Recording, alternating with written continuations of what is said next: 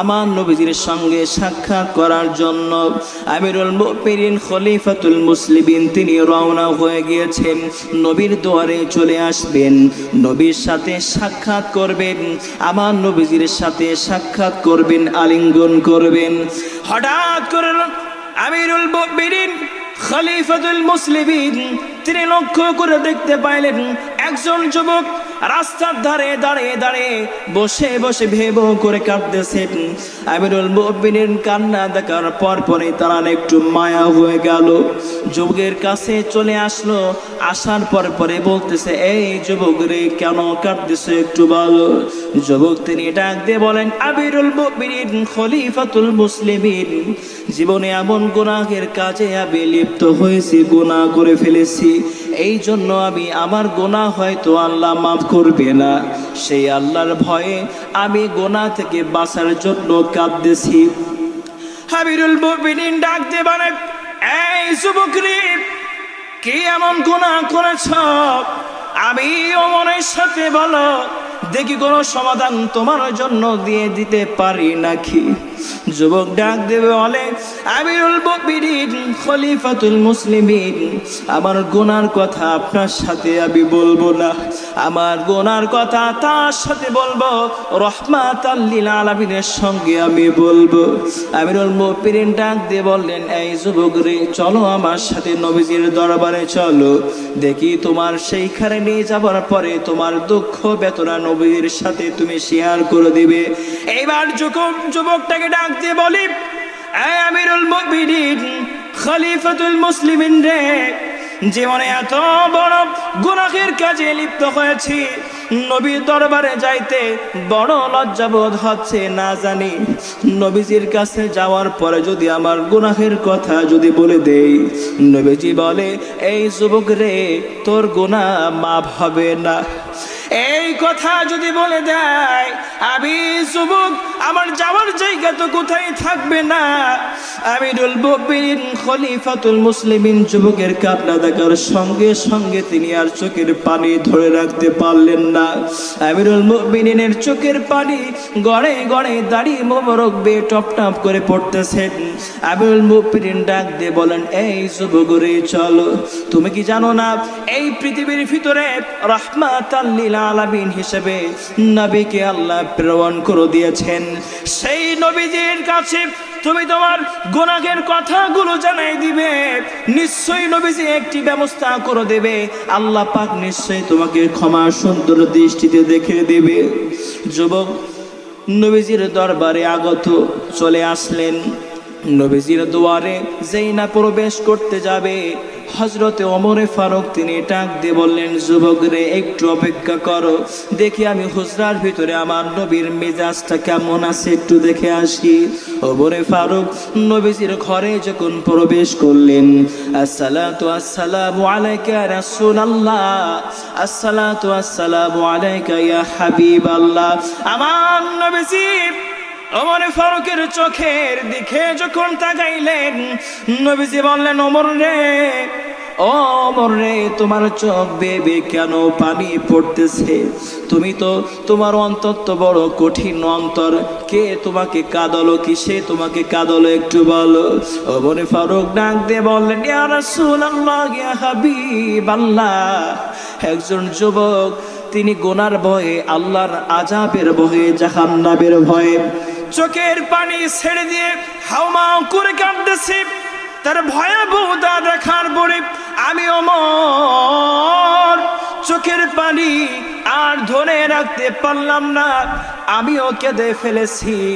ইয়া রাসূলুল্লাহ, ইয়া হাবিবাল্লাহ, ইয়া রাসূলুল্লাহ, ইয়া হাবিবাল্লাহ, ওই যুবকটাকে আমি আপনার দরবারে নিয়ে আসতে চাচ্ছি, কিন্তু তার গুনাহ এত বেশি হয়েছে, আমার কাছে বলতে চাই না, আপনার সাথে বলার জন্য ওই যুবক আসতে চাই, কিন্তু ভয় পাচ্ছে, হয়তো আপনার সাথে বললে যদি আপনি বলেন এই গুনাহগুলো মাফ হবে না। আমার নবীজি বলেন, এই ওমর রে, এই সাউন্ডটা বন্ধ করেন, এটা অনেক কানে লাগতেছে, বন্ধ করেন। এই ওমর রে, আর দেরি করো না, যাও যাও, আমার যুবক সাহাবীকে আমার সামনে নিয়ে চলে আসো, দেখি সে কত বড় গুনাহ করে ফেলেছে। যুবক আবার নবীজির সামনে হাজির হয়ে গেলেন। যাওয়ার পরে যুবকটা মাথাটা নিচু করে বসে আছেন। নবীজি বললেন, যুবক রে, মাথা উঁচু করো, বলো তুমি কোন বড় বিপদের ভিতরে আছো, কোন গুনাহ তুমি করে ফেলেছো, একটু বলে দিয়ে দাও। সঙ্গে সঙ্গে যুবক হাউমা করে চোখের পানি ছেড়ে দিয়েছেন। আবার নবীজি ডাক দিয়ে বললেন, যুবক রে, কি গুনাহ করেছে একটু বলো। তুমি কি আল্লাহর এই দুনিয়ার চেয়ে আসমানের চেয়ে বড় গুনাহ তুমি কি করে ফেলেছো? এই তোমার যে গুনাহ রয়েছে, তোমার গুনাহ চেয়ে কি আমার আসমান, আল্লাহর আসমান বড় নয়? যুবক ডাক দিয়ে বলেন, ইয়া রাসূলুল্লাহ, ইয়া হাবিবাল্লাহ, আমার গুনাহ আসমানের চেয়ে বড়।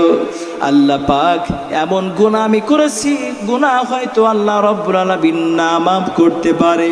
আবার নবীজি বললেন, যুবক রে, তোমার গুনাহ কি আমি আল্লাহর দয়া আছে কি তোমার গুনাহ কি একটু বড়?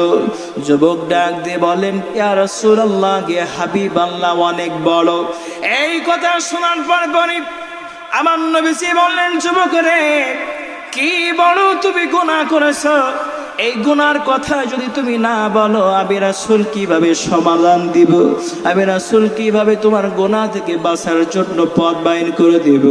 যুবক তখন বলে, ইয়া রাসূলুল্লাহ, ইয়া হাবিবাল্লাহ, ওই মদিনার বুকে সুন্দরতম একটি নারী পৃথিবীর থেকে বিদায় নিয়েছে।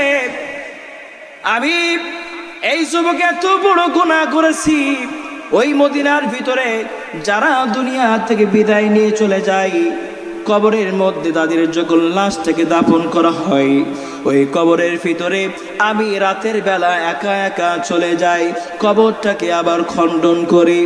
ওই মৃত ব্যক্তির গাড় থেকে ওই কাফনটা আস্তে আস্তে আমি যুবক খুলে নেই। খোলার পরে আবার সুন্দরভাবে পরিষ্কার করার পরে আমি বাজারের ভিতরে সেইটা আবার বিক্রি করে দিয়ে আসি। কিন্তু আমি এইটা করি। নবীজি বললেন, ও যুবক রে, কাফন তুমি চুরি করে ফেলেছো মৃত ব্যক্তির গায়ে থেকে, এই গুনার জন্য তুমি এত আফসোস করতেছো, এত তুমি কাঁদতেছো। এই গুনাহ আল্লাহ রাব্বুল আলামিনের কাছে যদি তুমি ক্ষমা প্রার্থনা করো, চোখের পানি যদি ছেড়ে দিয়ে বলো, আল্লাহ রাব্বুল আলামিন তোমার জীবনের গুনাহগুলো মাফ করে দিবে। যুবক হাউমাউ করে কাঁদে। নবীজি বলে, যুবক রে, আবার কেন তুমি কাঁদতেছো বলো? যুবক ডাক দিয়ে বলে, ইয়া রাসূলুল্লাহ, ইয়া হাবিবাল্লাহ, এর চেয়ে বড় গুনাহ আমি করে ফেলেছি। ওগো নবীজি, ওই মদিনার ভিতরে একটি সুন্দর নারী দুনিয়া থেকে যখন বিদায় নিয়ে চলে গেল, যাওয়ার পরে তার লাশটাকে যখন কবরের মাঝে দাফন করা হয়ে গেল, ওই সময় আমি তার লাশটাকে, কাফনটাকে চুরি করার জন্য যখন তারা কবরের ভিতরে প্রবেশ করেছি, তাকে উলঙ্গ করে ফেলেছি। উলঙ্গ করার পরে কাফন যখন আমি বাহির করে নিয়েছি, শয়তান, এই মনের নফস আমাকে ডেকে বলে, এই যুবক রে, দেখ না কত সুন্দর একটা নারী, এর দিকে একটু তাকা না, এত সুন্দর নারী জীবনে তুই দেখিস না। ইয়া রাসূলুল্লাহ, ইয়া হাবিবাল্লাহ, ওই নারীর চোখের দিকে, ওই মুখের দিকে যখন আমি যুবক তাকাইলাম, তখন ওর সঙ্গে সঙ্গে শয়তান আমাকে কুমন্ত্রণা দিয়ে দিল। আমি ওই মৃত লাশের সাথে জিনায় লিপ্ত হয়ে গিয়েছি। জিনা করার পরে আমি যখন চলে আসতেছি, মনের ভিতরে অনুশোচনা হয়ে গেল, হারে, জীবিত মানুষের সাথে জিনা করা তো দূরের কথা, আল্লাহ রাব্বুল আলামিন জানাই দিয়েছেন, জিনার পার্শ্ববর্তী হয়েও না। জিনা আমি করে ফেলেছি মৃত ব্যক্তির লাশের সাথে।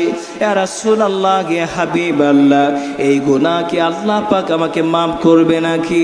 আমার নবীজি বলেন, যুবক রে, এত বড় নাপাক কাজ তুমি করেছ, এত বড় গুনাহের কাজ তুমি করেছ, যুবক রে, যা যা, দূর হয়ে যা, তোর এই গুনাহ আল্লাহ পাক মাফ করবে না। যুবক তিনি ওইখান থেকে দৌড় বেড়ে মদিনা ছেড়ে তিনি চলে আসলেন। আসার পরে পাহাড়ের উপরে চলে আসলেন। একদিন যাই, 2 দিন যাই, 3টা দিন, 4টা দিন এইভাবে চলতে যাচ্ছে।